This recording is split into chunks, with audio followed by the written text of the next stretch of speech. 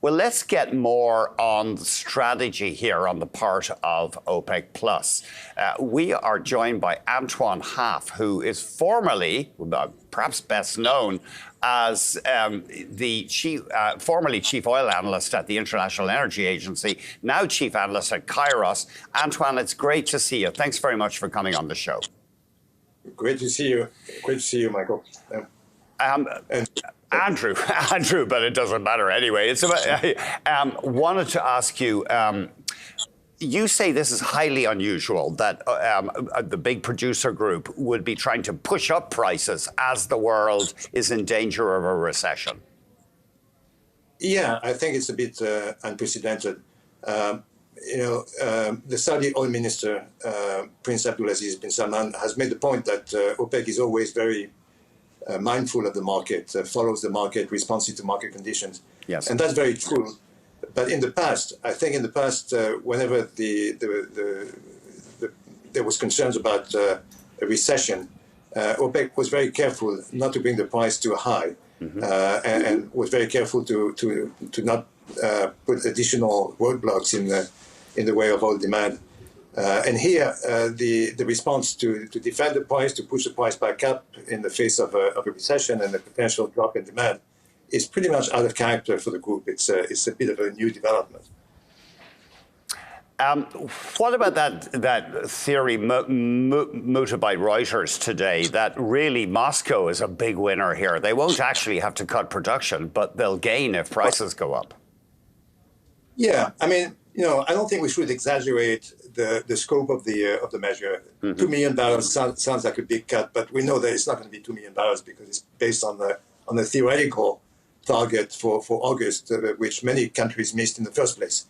So what we're likely to see is a cut around 900,000 barrels per day, which is ironically pretty much the size of the drawdown from the SPR that we've seen since the invasion of Ukraine.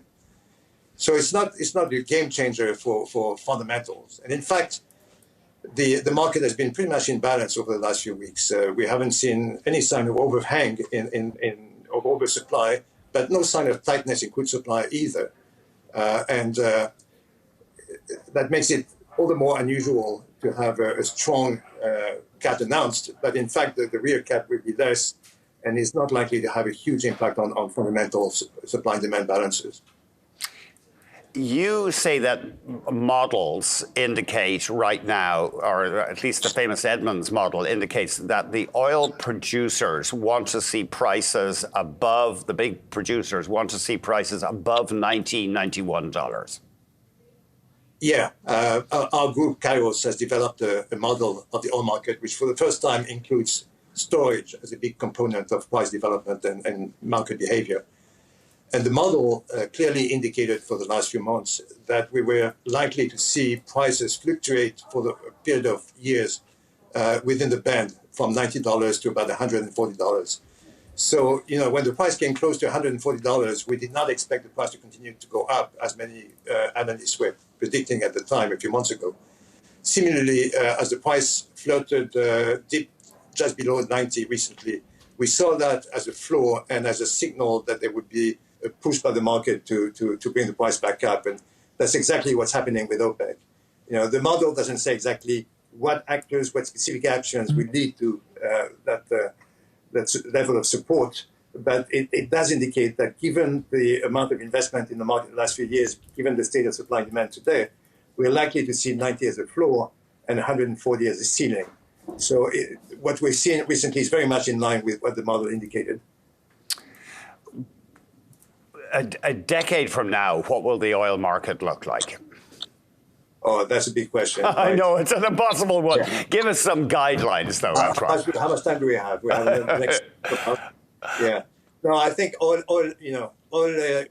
there's a lot of concerns, and that's partly what's been driving a lot of investment in upstream oil and gas. There's concern about the transition driving hydrocarbons out of the fuel mix. Hydrocarbons are going to be in the fuel mix for a long time. Even in a lower carbon economy, they're going to be part of the mix.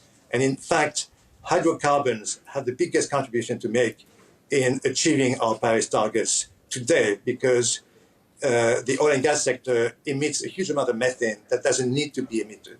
that can be very much stopped and captured or prevented from going into the atmosphere.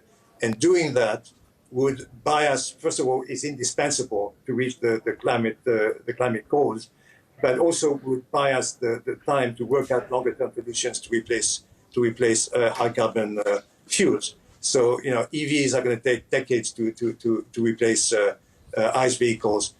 In the meantime, the oil and gas sector has a huge role to play to reduce our footprint. Antoine, it's great having you join us. Thank you very much.